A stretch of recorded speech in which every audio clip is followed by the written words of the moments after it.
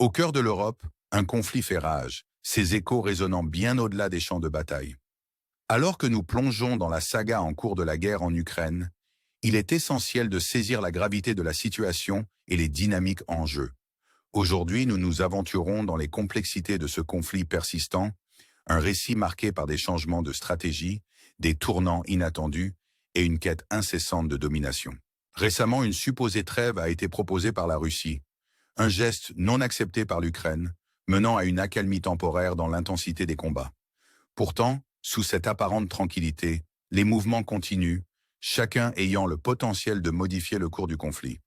C'est un scénario où les avancées stratégiques et les gains territoriaux dictent le flux et le reflux du pouvoir. Partant du sud, dans la région de Donetsk, nous assistons à un regain de vigueur dans les avancées russes. Le point focal est Velika Novosilka, où les troupes russes progressent régulièrement, se rapprochant de localités comme Odratne et Fedorivka. Cette zone, autrefois stagnante, voit maintenant une résurgence du momentum russe, soulevant des questions sur leur potentiel à soutenir de telles avancées profondes. Est-ce le prélude à une offensive plus large ou simplement un repositionnement tactique? Alors que nous suivons ce chemin vers le nord, vers Bakatyr, le récit s'intensifie. Les Russes, ayant sécurisé Raslev, pressent maintenant vers Bakatyr, étendant leur contrôle sur la zone. Des rapports suggèrent que les forces russes ont réussi à capturer une partie significative de Bakatyr, mais la bataille est loin d'être terminée. La guerre urbaine, avec ses défis inhérents, ralentit le rythme, mais la détermination reste inébranlable. La question persiste. Comment l'Ukraine réagira-t-elle et peuvent-ils récupérer le terrain perdu? Au nord-est, près de Kotlyarivka, la stratégie russe se déploie avec précision.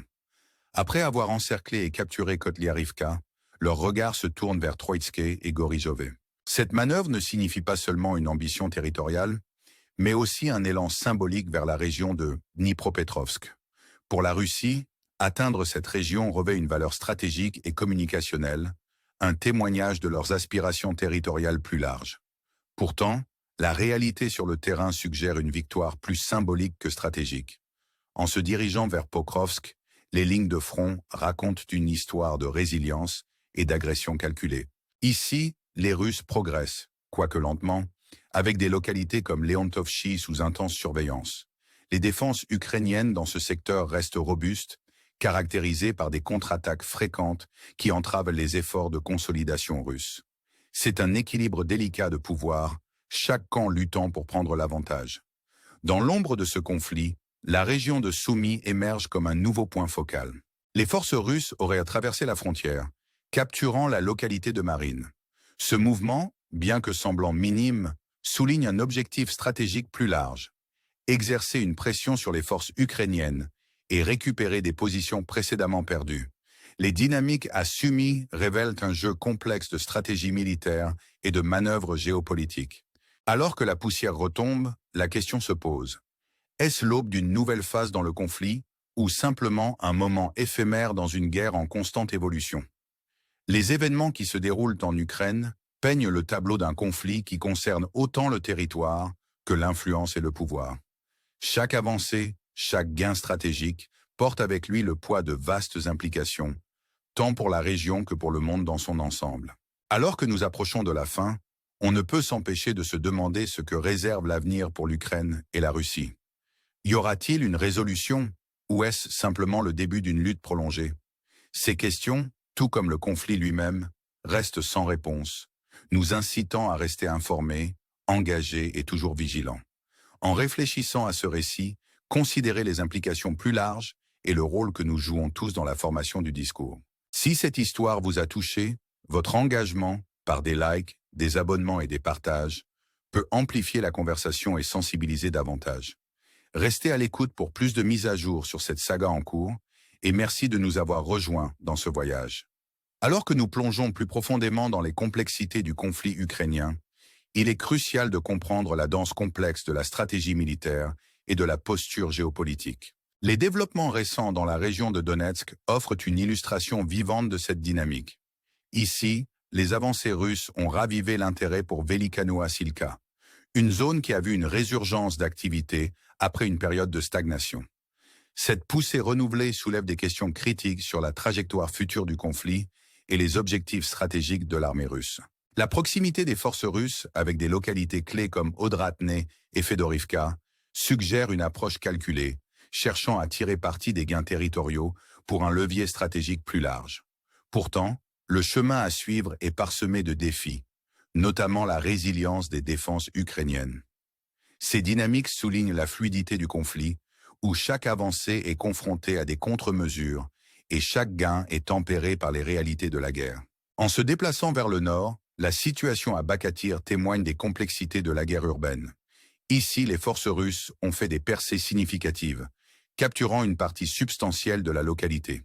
Cependant, la nature du combat urbain, avec ses difficultés inhérentes et son rythme lent, signifie que le progrès est souvent mesuré en mètres plutôt qu'en kilomètres. La question pour les observateurs et les stratèges est de savoir si ces avancées représentent une percée stratégique ou simplement un ajustement tactique. Alors que la bataille pour Bakatyr se déroule, le potentiel d'une escalade supplémentaire est grand, avec les deux parties prêtes pour un engagement continu. Les développements à Kotlyarivka soulignent davantage le calcul stratégique en jeu.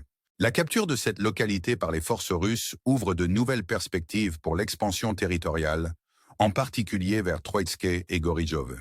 Ce mouvement, bien que significatif en soi, revêt également un poids symbolique, représentant une poussée vers la région de Dnipropetrovsk.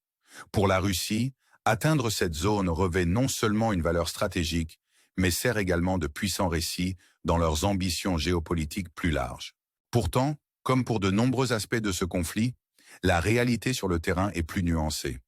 La victoire symbolique d'atteindre Dnipropetrovsk doit être équilibrée avec les défis pratiques de maintenir et de consolider les gains territoriaux.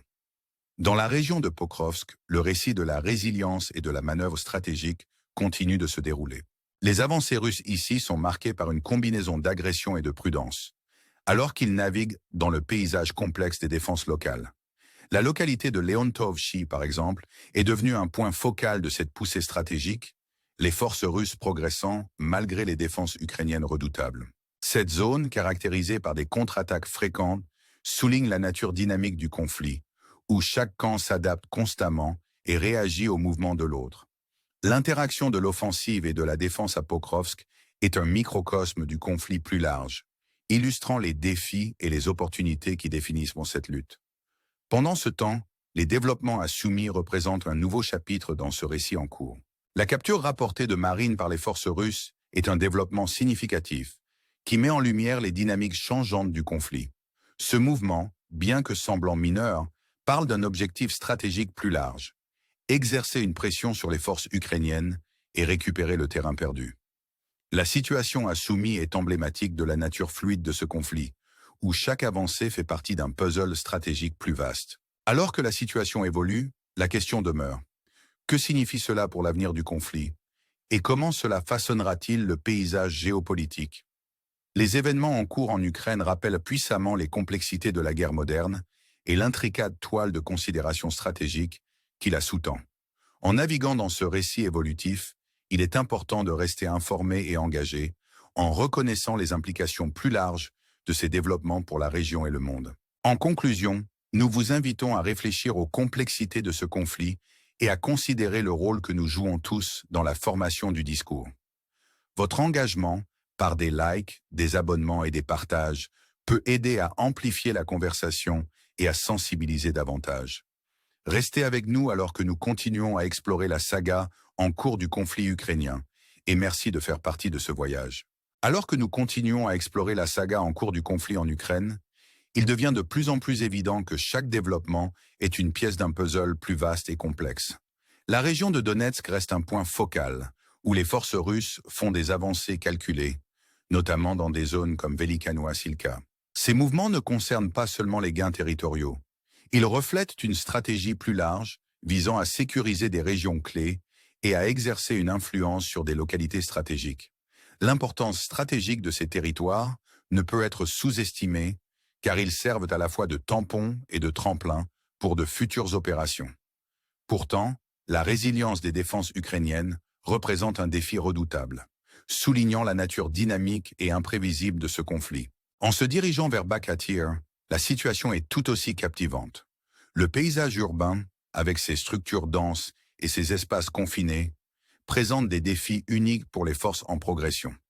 Ici, les troupes russes ont fait des progrès significatifs, capturant des portions de la localité et étendant leur contrôle. Cependant, la nature de la guerre urbaine signifie que chaque gain est durement acquis, avec le potentiel de revers toujours présent. La bataille en cours pour Bakatir est emblématique du conflit plus large, où les objectifs stratégiques doivent être équilibrés avec les dures réalités du combat. À Kotlyarivka, le récit stratégique prend un autre tour. La capture de cette zone par les forces russes ouvre de nouvelles possibilités pour l'expansion territoriale, notamment vers la région de Dnipropetrovsk. Ce mouvement ne concerne pas seulement le territoire physique. Il représente une poussée symbolique vers un objectif géopolitique plus large. Pour la Russie, atteindre Dnipropetrovsk est un jalon significatif, reflétant leur ambition d'étendre leur influence à travers des régions clés.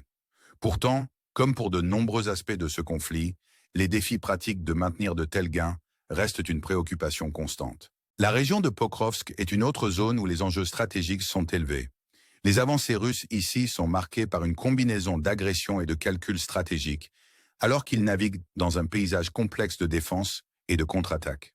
Des localités comme Leontovchi sont devenues des champs de bataille pivots, où chaque camp lutte pour le contrôle sur fond de lignes de front changeantes. L'interaction entre l'offensive et la défense à Pokrovsk met en lumière la danse complexe de la stratégie et des tactiques qui définissent ce conflit. Pendant ce temps, dans la région de Sumy, les développements récents ont ajouté une nouvelle dimension au récit en cours.